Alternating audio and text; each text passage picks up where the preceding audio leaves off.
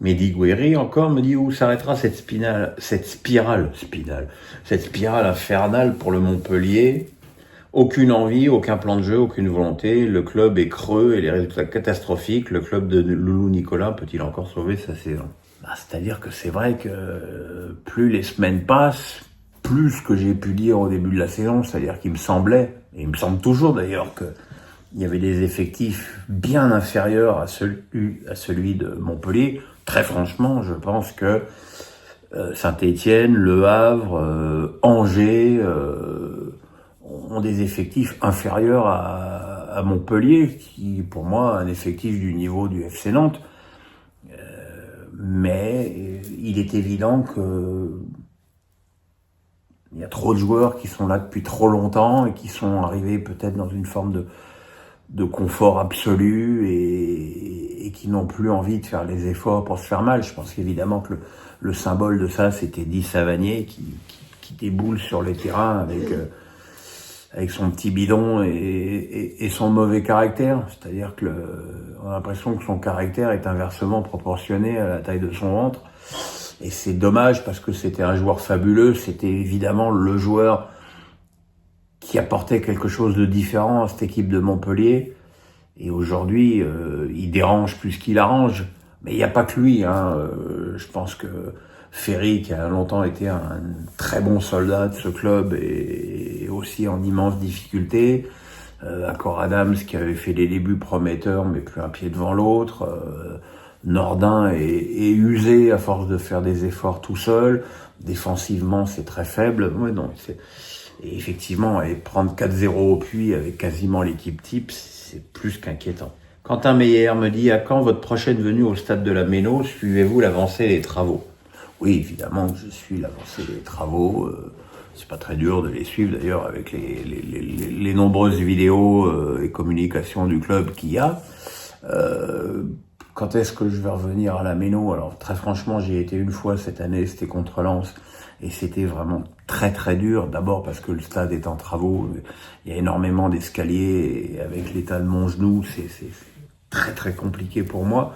D'autant plus que par rapport à ce match de Lens, l'état de mon genou s'est pas amélioré, loin de là. Donc je suis pas du tout sûr de revenir à la Méno cette année. Je pense que malheureusement, la prochaine fois que je viendrai à Strasbourg, ce sera pour voir le chirurgien qui m'opérera du genou. Mais bon, je suis les matchs avec passion à distance, longue distance, puisque je suis à 900 bornes. Mais voilà, je lâche pas le club. Yvous me dit: on n'en finit plus de citer des possibles remplaçants de Comboiré. Ils sont 14e, honnêtement, Pierrot, avec cet effectif. Les propriétaires espéraient autre chose que se battre contre la relégation. Soyons sérieux, et on fragilise un coach en interne. C'est vrai que la semaine que vient de vivre Antoine Comboiré à Nantes est ubuesque. Le club faisait des pieds et des mains pour faire revenir Conceição. Je ne sais même pas dans quel cerveau malade on a pu envisager que Conceição puisse être intéressé par un retour à Nantes. Après, ça a été la rumeur Bay qui, a priori, a capoté pour des histoires d'adjoints, ce qui me semble être un petit peu léger comme excuse. Et puis finalement, on dit, à Comboiré, écoute, on voulait plus de toi, mais bon, finalement, comme on n'a pas trouvé mieux, tu vas rester. Faut-il qu'Antoine ait le cuir épais, et quelque part se foute totalement de ce que peut dire ou penser la famille Kita. Comboiré, il est là par amour pour le FC Nantes. Il fait ce qu'il peut avec ce qu'il a. Je suis effectivement pas certain que quelqu'un ferait mieux avec l'effectif en présence.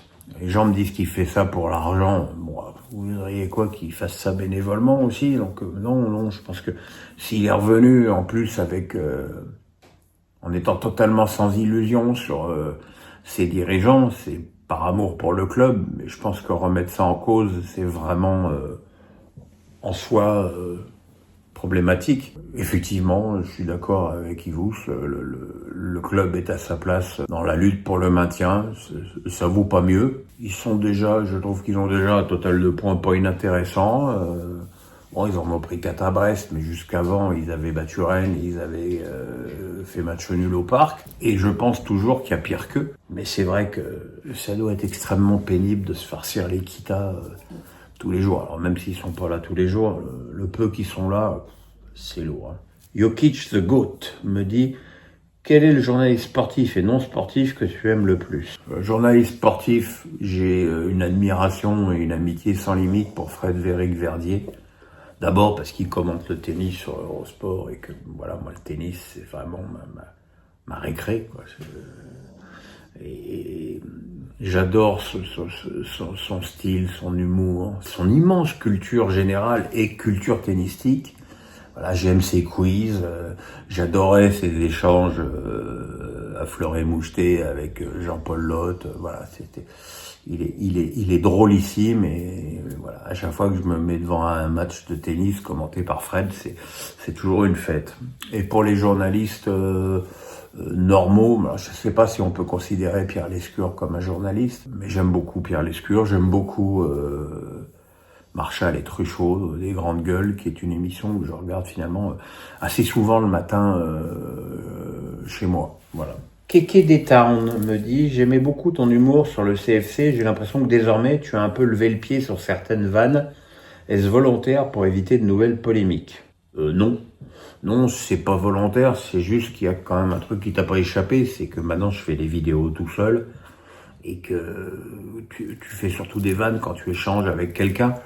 Là, c'est difficile de faire des vannes quand t'es seul face à ta caméra, ou alors c'est une vanne préparée. Bon, c'est vrai que comme ça, en plus à répondre à des questions, j'ai pas toujours des vannes qui me viennent à l'esprit. La vanne, c'est quand même le fruit d'un échange avec d'autres gens. Donc effectivement, je pense que si j'avais un truc où je pouvais échanger avec des gens, je ferais plus de vannes. Là, étant seul face à moi-même et mon génie, je pense que c'est plus dur, mais en tout cas, on va éviter nouvelles polémiques. Je pense qu'en termes de polémique, je suis arrivé à un sommet et que tout ce qui arrivera plus tard ne peut vraiment être plus que des détails de l'histoire. Vous voyez la référence? Voilà, ça c'est une vanne. Arkman07 me dit: après l'épisode Le Texier de mercredi dernier, est-ce que vous êtes favorable que la VAR puisse intervenir pour un deuxième jaune car elle est utilisée uniquement pour le rouge? Or, cela peut créer des frustrations car des fautes peuvent amener à un second jaune. Je pense que dans le cas de la charge de Singo sur Donnarumma, la VAR n'est pas là pour intervenir pour dire s'il y a carton jaune ou carton rouge. La VAR, elle est là pour dire à Le Texier: il faut quand même que tu viennes voir. Et après, c'est à Le Texier de décider en son âme et conscience s'il met un deuxième jaune ou s'il met un rouge.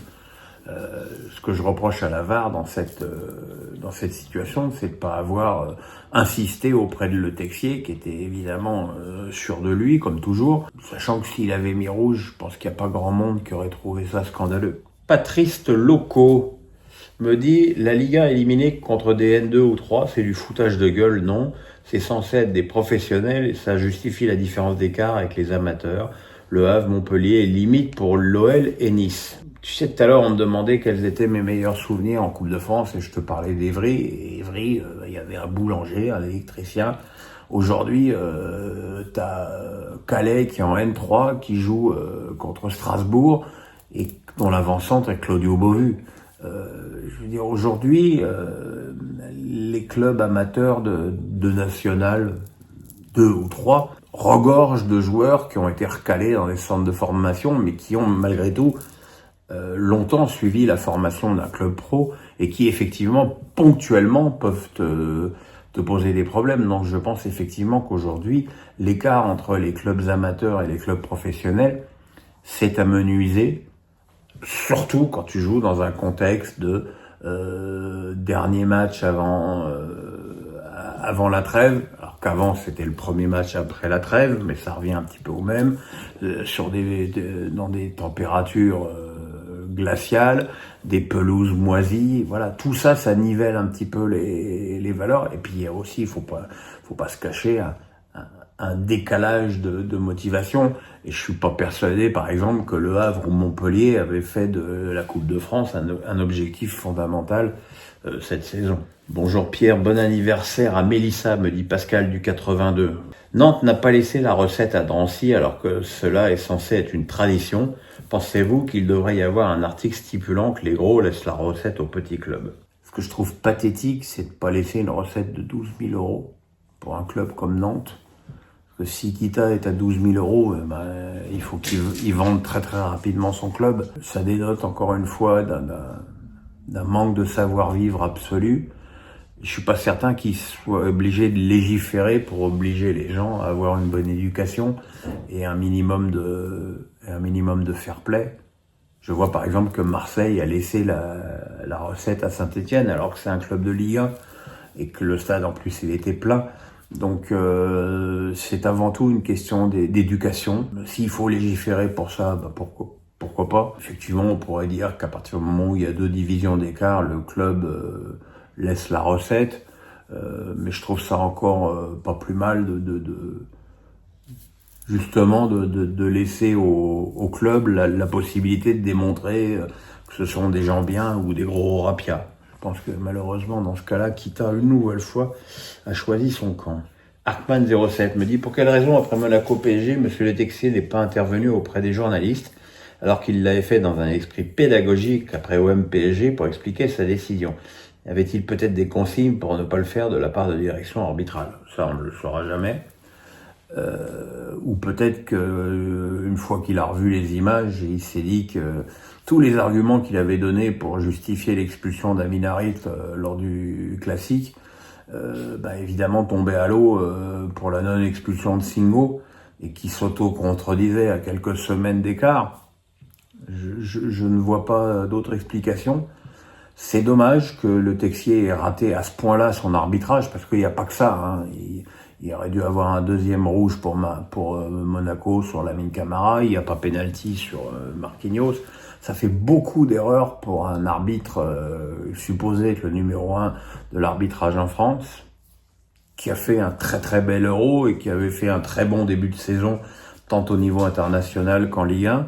Et là, ce match-là, c'est un grand retour en arrière. Alors après, il faut pas être con non plus, hein. Un arbitre, c'est comme un joueur, il a le droit de rater un match. Mais le rater à ce point-là, sur une situation finalement aussi facile que la semelle de Singo, ça reste quand même problématique. Yvous me dit « Connais-tu personnellement Didier Dicard? Que penses-tu de lui comme coach? Y a-t-il eu des conséquences pour son image dans le milieu après son implication dans l'affaire Galtier ?» Je ne sais pas. Je ne sais pas s'il y a eu des conséquences de l'affaire Galtier. Ce que je sais, c'est qu'il a massacré médiatiquement quelqu'un qui finalement a été innocenté par la justice. Et comme en plus c'est un sujet qui me tient à cœur, quand tu es innocenté par la justice, il faut arrêter derrière de dire « ouais mais il n'y a pas de fumée sans feu ». Innocenté ne veut pas dire pas coupable. Non, quand t'es innocenté, foutez-lui la paix, c'est terminé. Et je pense que les propos qu'a tenus Didier Dicard à l'égard de Christophe Galtier sont inadmissibles et suintaient en plus l'aigreur et la jalousie. Je le connais pas, je lui ai jamais parlé.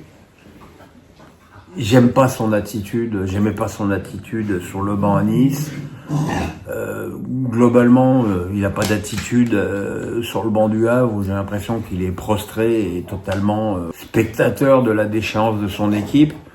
Voilà, mais bon, visiblement, Mathieu Bodmer, qui encore une fois passe pour être le top du top en termes de directeur sportif, n'a toujours pas tranché. Bon, visiblement, c'est son pote, mais virer son pote, c'est parfois aussi ça, être un grand dirigeant.